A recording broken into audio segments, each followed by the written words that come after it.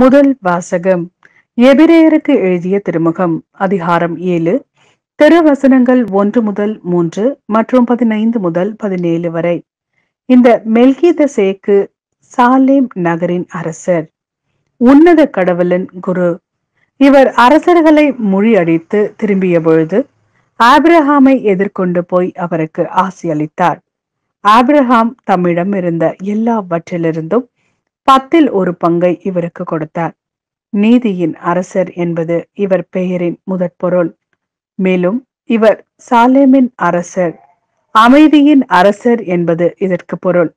இவருக்கு தந்தை இல்லை, தாய் இல்லை, தலைமுறை வரலாறு இல்லை. இவரது வாழ்நாளுக்கு தொடக்கமும் இல்லை, முடிவும் இல்லை.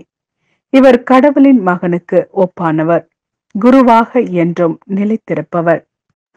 மெல்கிதசேக்குக்கு ஒப்பான வேறொரு குரு தோன்றியிருப்பதால் நாம் மேற்கூறியது இன்னும் அதிக தெளிவாகிறது. இவர் திருச்சட்டத்தின் கட்டளைப்படி மனித இயல்புக்கு ஏற்ப அல்ல, அழியாத வாழ்வின் வல்லமையால் குருவாக தோன்றினார்.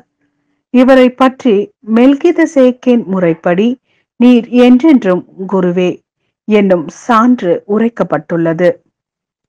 இது ஆண்டவரின் நல்வாக்கு. இறைவா, உமக்கு நன்றி.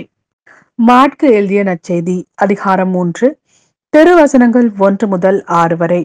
அவர் மீண்டும் தொழுகை கூடத்திற்குள் சென்றார். அங்கே கை சூம்பியவர் ஒருவர் இருந்தார். சிலர் இயேசு மீது குற்றம் சுமத்தும் நோக்குடன் ஓய்வு நாளில் அவர் அவரை குணப்படுத்துவாரா என்று கூர்ந்து கவனித்துக் கொண்டே இருந்தனர். இயேசு கை சூம்பியவரை நோக்கி, எழுந்து நடுவே நில்லும் என்றார். பின்பு அவர்களிடம், ஓய்வு நாளில் நன்மை செய்வதா தீமை செய்வதா, உயிரை காப்பதா அழிப்பதா எது முறை என்று அவர் கேட்டார்.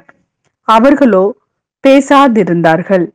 அவர் சினத்துடன் அவர்களை சுற்றிலும் திரும்பி பார்த்து அவர்களது பிடிவாத உள்ளத்தை கண்டு வருந்தி, கை சூம்பியவரை நோக்கி கையை நீட்டும் என்றார். அவர் நீட்டினார். அவருடைய கை மீண்டும் நலமடைந்தது.